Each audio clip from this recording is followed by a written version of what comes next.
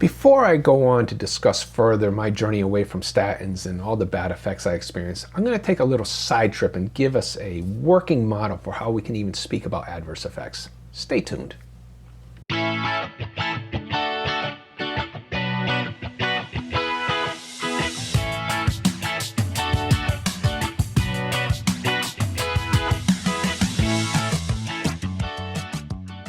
So what is an adverse effect? Well, here's a definition I found. In pharmacology, it's any unexpected or dangerous reaction to a drug. Unexpected, kind of a neutral term. Dangerous, definitely a negative term.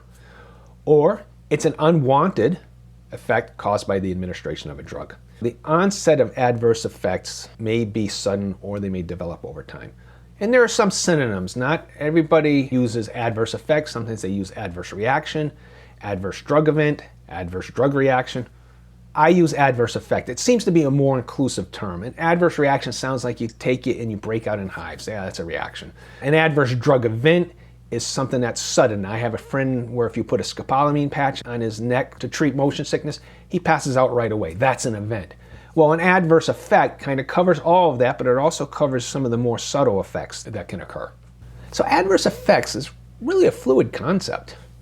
Here's an example. In 1989, Pfizer scientists created a drug that they had hoped would treat high blood pressure and angina. Angina is like chest pains caused by heart conditions.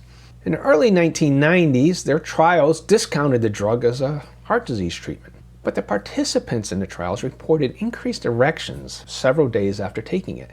Kudos to the drug company, never let an opportunity go unexploited. That drug is now marketed as Viagra. So what was an unexpected side effect has become the purpose of this drug. So let me present a model for how we might think about adverse effects. Adverse effects, they probably can be characterized by frequency and relative severity. So for a lot of processes, a lot of population studies, a population will fall into what's called a normal distribution, which is this typical bell curve here, where not everybody's going to experience the same thing. And I've put the less severe experiences to the left and the more severe experiences to the right. And most people taking any medication are going to have some side effects, and most people will be sort of in the middle, and there will be people at extremes where it's like really extreme, they can't take that medication, or it's a lot less extreme, they won't even notice anything. So what makes a drug safe? Well, I think it's generally safe if this green dotted line is where the bad things start to happen in the population. In other words, very few people experience the bad effects. And you identify them and you take them off that medication immediately if it doesn't kill them first. This blue line, well, if we had some kind of medication where very few people didn't have adverse effects, we would consider that totally unsafe. Well, where do statins fall? Well, that's a lot of controversy. My own study, talking to people, not in any scientific manner, but this is my gut feel, this is my opinion. Statins fall somewhere around this red line. About 20% of people have unacceptable adverse effects. Now, there are people who argue that no, it's only 1 in 50,000. And all I can say is, and there's a famous doctor who's actually pushing that, and every time there's an article in a journal that says statin side effects are high or unacceptable, he goes on a political tirade and tries getting all these articles withdrawn. I have absolutely no respect for that man. I think he is trying to push these drugs for whatever his own purposes are, which is why I'm not going to name him. But if you do a little bit of study, you can find out who it is. So that's a way of looking at these drugs. And I just want to emphasize once again, yes, a lot of people take statins and have absolutely no effects that they can detect. A smaller percentage take statins and they have effects that are life-changing, really impact their quality of life. And then there's, of course, some group in the middle. The percentages could be low, but there are so many people on statins that the total number is very high.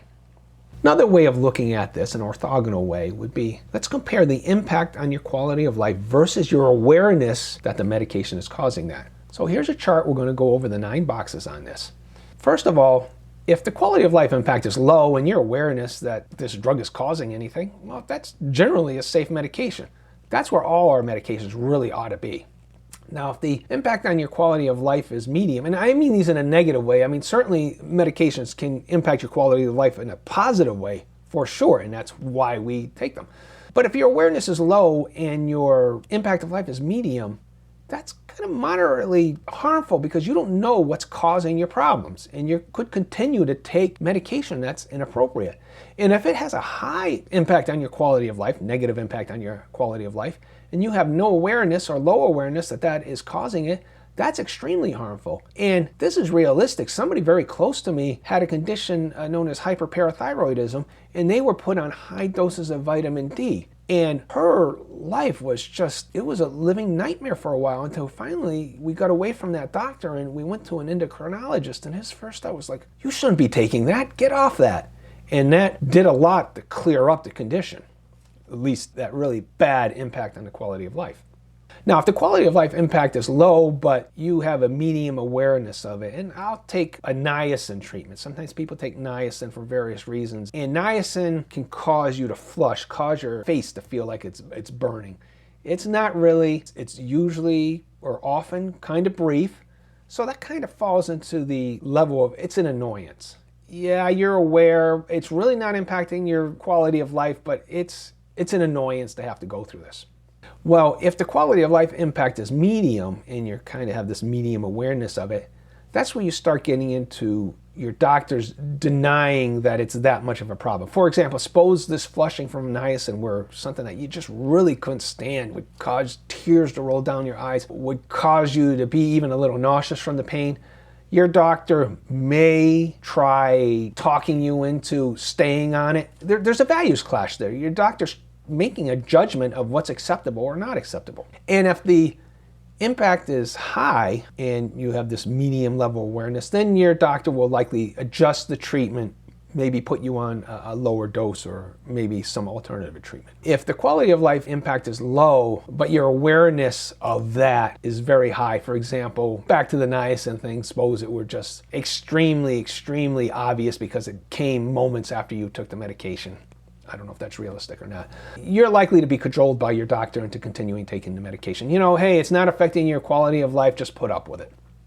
Well, if some treatment is affecting your quality of life kind of at the medium level, but you're highly aware of it, that's where you start getting into arguments with your doctor. And I'll get back to that in a moment, and I just want to get into the last box here. And of course, if it's a high impact on your quality of life and you're highly aware of it, you're just going to stop the treatment and tell the doctor politely that you're not taking it anymore. Now, where was I in my journey? I was actually in that low, moderately harmful thing where I had low awareness of what was going on, and the impact on my quality of life was moderately harmful. And you may ask, well, the last video that you put out, Russ, there were 8 pretty bad things happening to you. Now, I haven't tied them yet effectively to the statins, but just go with me and assume that ultimately I will.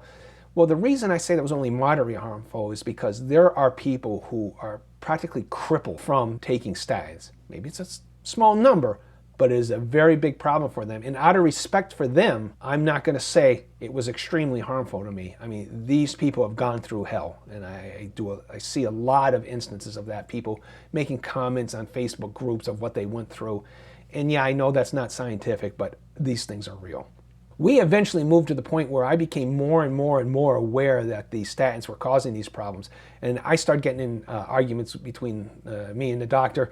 Doctors were convinced, oh my God, your cholesterol's in 250 levels, you're going to have a heart attack tomorrow, which is nonsense, and that's another topic for another day. So there's where I was. So in summary, not everyone experiences the same level of adverse effects. Some people experience ones that are more severe. Some people are much more in tune and more aware. But I know people who are actually aware of the side effects, aware of the severity, but they've been so convinced by their doctors that they just consider that is the cost of being healthy, that's an oxymoron. It's ridiculous. But it's the lack of awareness that's doing irreparable harm to many patients. It's like what happened to this relative of mine, not statins, but the vitamin D she was put on, was doing more and more and getting towards irreparable harm, but she wasn't aware that that was the case. So there's a close to home example for me of what these kind of treatments can do. So I just want you to keep these models in mind as I continue discussing my experience. So here I just have a question, medicine for thought. Can an intended effect also be an adverse effect? Well, The intended effect of statins is to lower your cholesterol. Can that be an adverse effect? Think about that, and that's something we'll discuss in a future video.